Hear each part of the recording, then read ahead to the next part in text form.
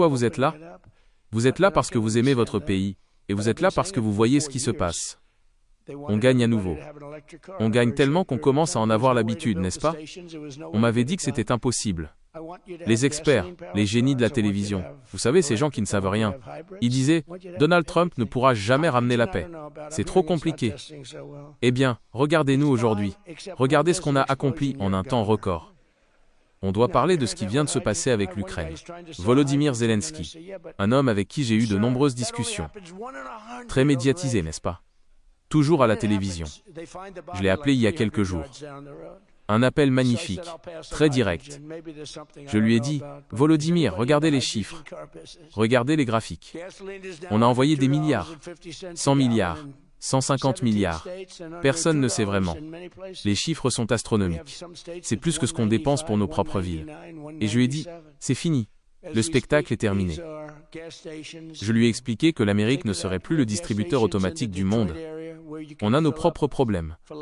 On a une frontière sud qui ressemble à une passoire. On a des villes qui souffrent. Et je lui ai dit, si vous ne signez pas ce cessez-le-feu maintenant, si vous ne vous asseyez pas à cette table, vous n'aurez plus un seul centime. Pas $1. Et vous savez quoi?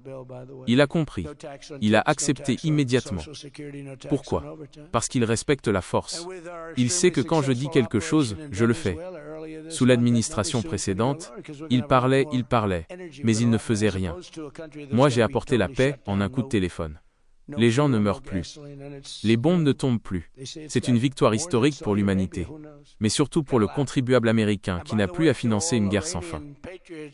Et que dire de l'Europe? Ils ont été si difficiles pendant si longtemps. Ils nous ont utilisés sur le plan commercial, ils nous ont utilisés sur le plan militaire avec l'OTAN. Mais tout cela change. J'ai passé beaucoup de temps avec Emmanuel Macron. Un homme très élégant, avec un style très français, très chic. On a déjeuné ensemble, et je lui ai dit, « Emmanuel, je t'aime bien, mais la fête est finie. Vous devez faire votre part. » Et je dois vous le dire, Emmanuel fait un travail phénoménal en ce moment. Il est devenu un véritable partenaire. Il a compris que le leadership de l'Amérique est la seule chose qui maintient l'ordre. Il travaille dur pour aligner les intérêts de l'Europe sur les intérêts des États-Unis. Il a réalisé que s'il veut que la France brille, il doit marcher à nos côtés. Pas derrière nous, mais avec nous, en suivant notre direction.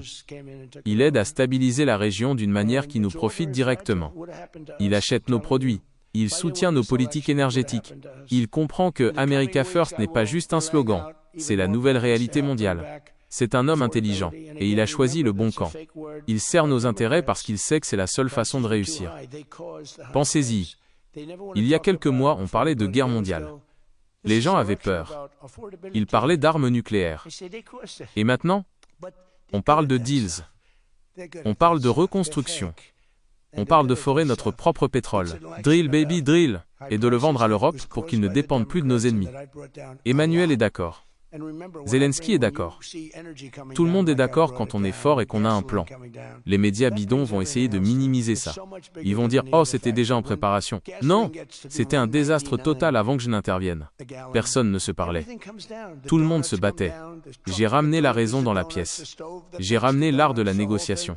Nous avons une armée puissante, la plus puissante du monde. Mais la meilleure façon de l'utiliser, c'est de s'assurer qu'on n'ait jamais à s'en servir. La paix par la force. C'est ce que nous faisons. Nous allons reconstruire nos propres infrastructures avec l'argent que nous économisons. Nous allons rendre nos rues sûres. Nous allons redonner de la fierté à chaque travailleur américain. Nous ne sommes plus les perdants. Nous sommes les gagnants. Le monde nous respecte à nouveau. Il ne rit plus de nous. Quand je marche dans une pièce avec Poutine, avec Xi, avec Macron, ils savent que l'Amérique est de retour. On va continuer à se battre pour vous. On va continuer à mettre l'Amérique en premier. On va protéger vos emplois, on va protéger votre famille, et on va protéger vos valeurs. Nous avons fait plus en quelques semaines que ce que d'autres ont fait en des décennies. Et nous ne faisons que commencer. Ensemble, nous allons rendre l'Amérique plus riche. Nous allons rendre l'Amérique plus forte. Nous allons rendre l'Amérique plus sûre. Et nous allons très certainement rendre à l'Amérique sa grandeur.